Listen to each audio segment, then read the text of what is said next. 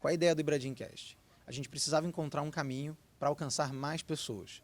O Ibradim, ele é um instituto que tem uma preocupação muito grande com a disseminação de conhecimento. Então, para a gente alcançar o maior número possível de pessoas, a gente tinha que superar um pouco aqueles métodos tradicionais que a gente valoriza muito. Artigos, entrevistas, palestras, isso é importante. Mas a gente enxergou no podcast, né, o Olivar, o fundador do Ibradim e também, né, o criador originário do podcast, ele enxergou no podcast a possibilidade de fazer esse grande alcance, de alcançar essas pessoas. E aí a gente vem desenvolvendo o podcast e ele está crescendo a cada dia mais. E agora, com esse modelo do Congresso, a gente provavelmente vai tentar caminhar, vai tentar evoluir para uma capacidade ainda maior de alcançar pessoas fazendo eventos do próprio podcast. Ele não é ao vivo, ele é gravado, mas ele é gravado com plateia. E a ideia era tentar dar para os nossos entrevistados, dar para quem participasse das mesas redondas, a sensação de realmente uma apresentação, de que eles pudessem sentir esse ambiente um pouco mais amistoso.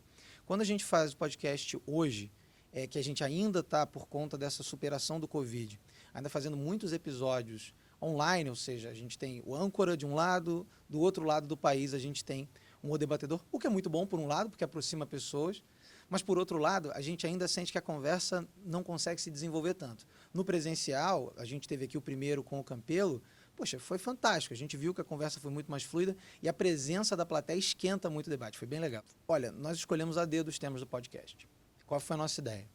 E aí nós conversamos muito com o presidente do Ibradim, que é o André Abelha, para a gente tentar entender o que a gente deveria entregar com esses nossos episódios. Então a ideia era não concorrer com o que já está sendo apresentado aqui, que é de uma qualidade ímpar, mas a gente queria trazer temas que pudessem atrair a atenção das pessoas e que também pudessem ser temas que se encaixassem numa conversa mais leve. Então, por exemplo, o Campelo conversou aqui com o Vlad e com o Fábio sobre desenvolvimento urbano.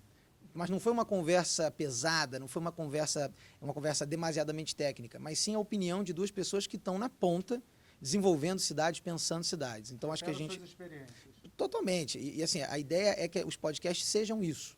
Eles não precisam ter aquele apego, aquele rigor técnico tão grande. A ideia é realmente mostrar que por trás daquele profissional altamente gabaritado existe uma pessoa que está pensando, que tem questões, que está tentando superar desafios.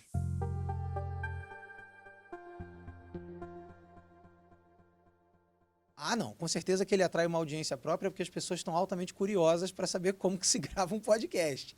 E a ideia era fazer uma experiência imersiva. A nossa proposta é, você tem curiosidade de ver como é que um podcast é gravado? Vem para a plateia do podcast.